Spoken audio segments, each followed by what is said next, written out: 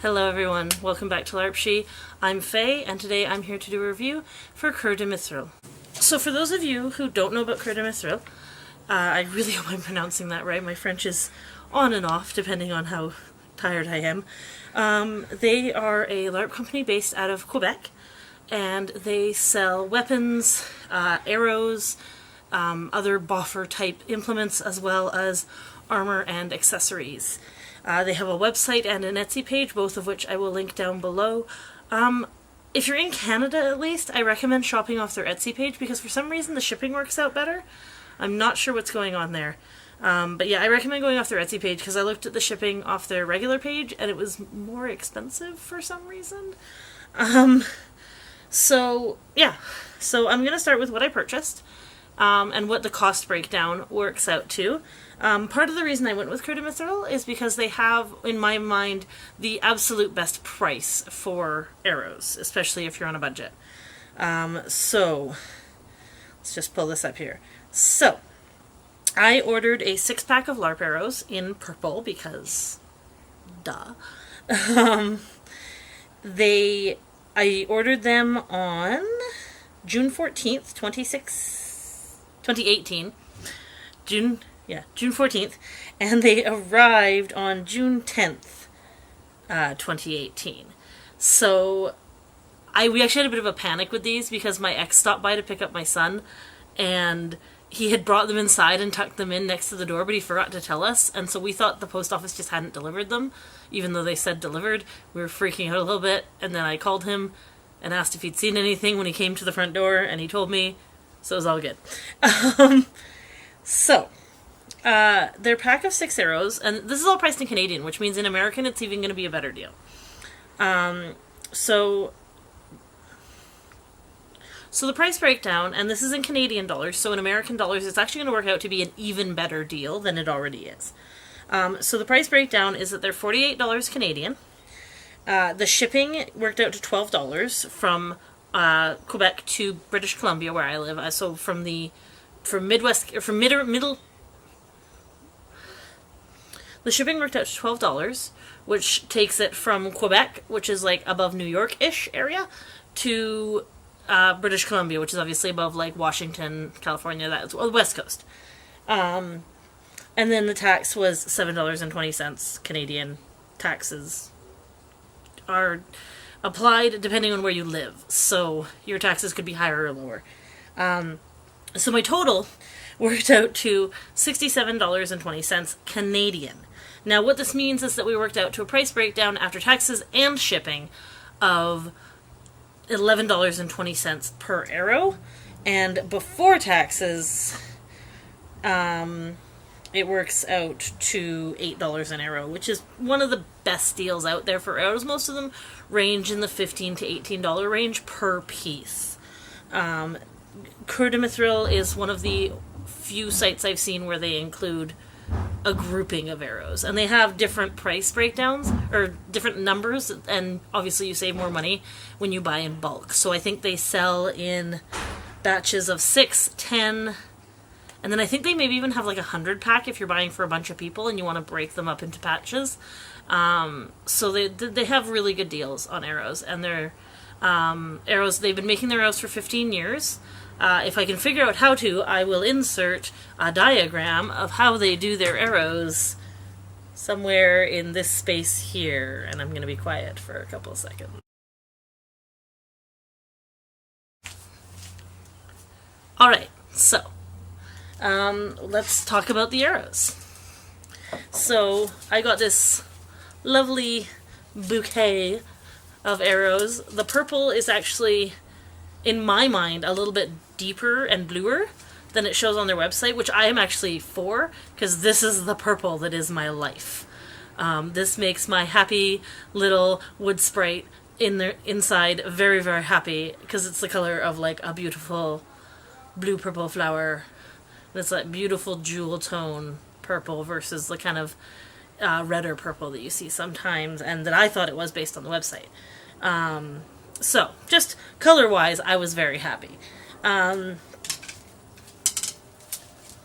The thing I like is that because they come in all different colors, you have a lot of opportunity to kind of customize your kit.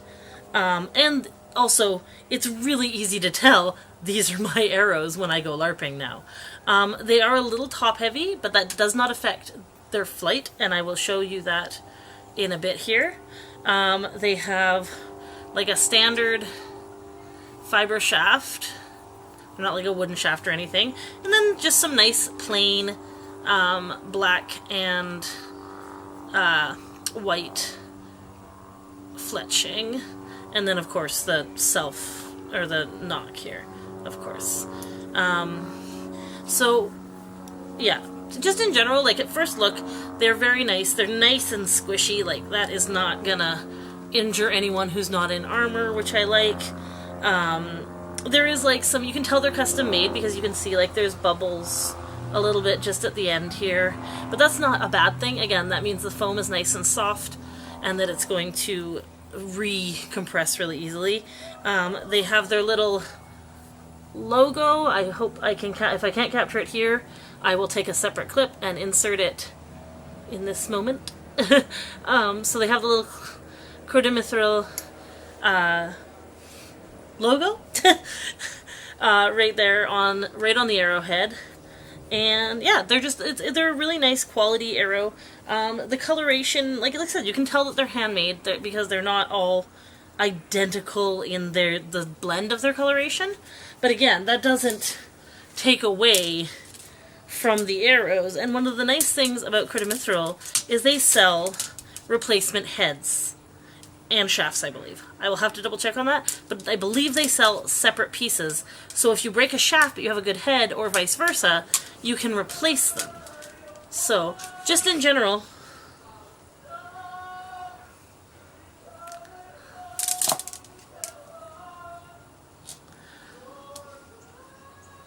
I knew I should have put my mic on. So just in general, just overall, they're really nice. They like, just at first glance, they're really nice. I did shoot with them, and I'm going to insert those clips now, and then we'll talk about how I like them for shooting and fighting with.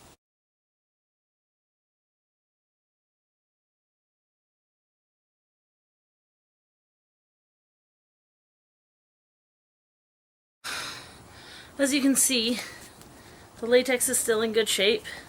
Or it's nice, the foam is nice and squishy still, and there's no major damage. The arrow shaft is in really good shape. These are still attached. So all in all, the quality is really good. It's not, it didn't come apart. There was no damage done from me shooting it into 2 bushes and a fence made of solid wood. So, and it was not damaged at all by that. So for anyone who's interested, this is my bow. It's my bow. Anyways, it is a PSC Archery Razorback. Just trying to show you there. It is a 30-pound draw, and it is one of the things I really like about this, especially for a LARP, is that you can see here these knobs. This actually breaks down into 3 pieces and is really easy to pack because of that. So whereas like bows that are all one piece, they're really hard to pack and take anywhere, or you have to sit them in your car weird. I could fly with this. I could throw it in my suitcase. You know, it breaks down small enough to do that. Now that you've watched me horrendously fail at shooting arrows, I'm actually not awful. I shouldn't say horrendously fail. I do actually do target shooting, so I'm like passably okay at archery. Excuse me. But yeah, so just in general, they're really easy to nock, which I always find to be very important.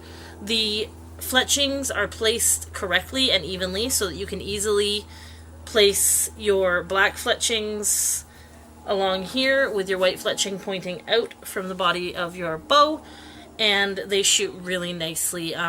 They shoot very straight. That's something I really appreciate about them. And just in general, yeah, they shoot really nicely. I shot 6 times, like I said in the video, 6 or 8 times.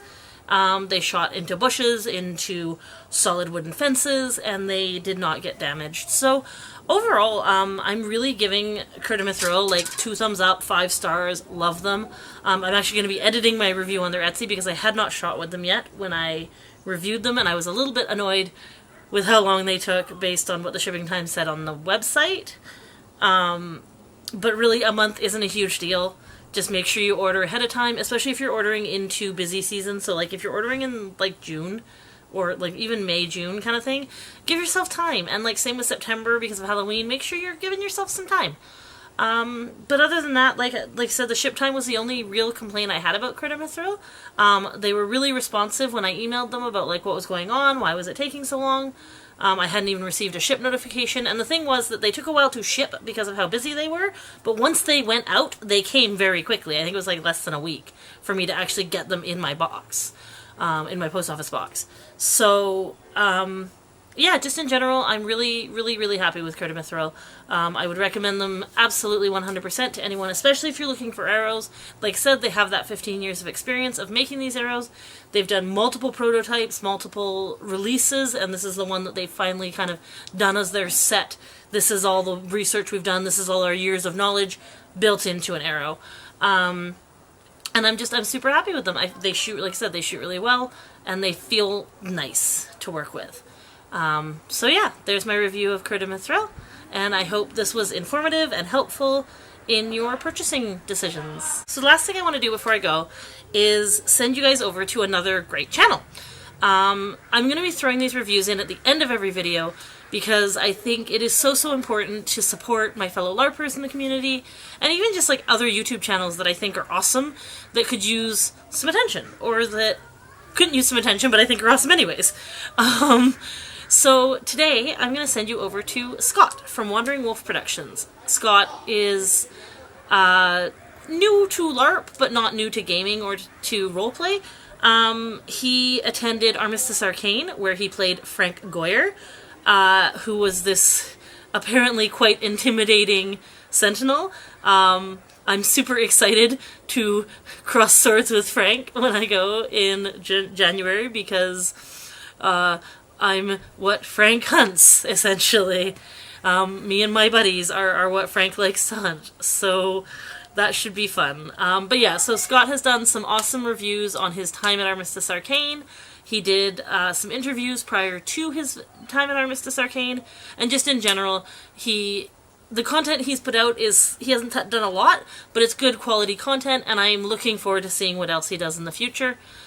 He's a great guy. I've chatted with him a little bit on Facebook, just via, like, the forums for Armistice Arcane, and he just seems like a super, like, nice, down-to-earth guy, despite the fact that, you know, he was this big, scary sentinel. He is just recovering from back surgery, so content, like I said, is not coming out as quickly as some other channels, but I still think he's worth giving a subscribe, because when he puts stuff out, it's really awesome, and it's fun to watch.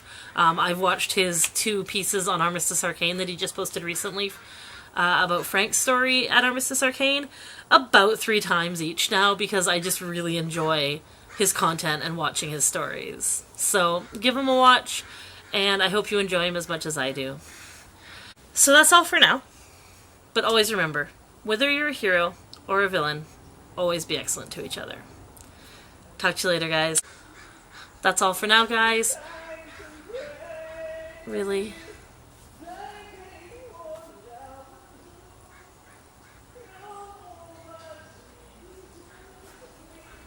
I don't wear a watch. Are you done yet?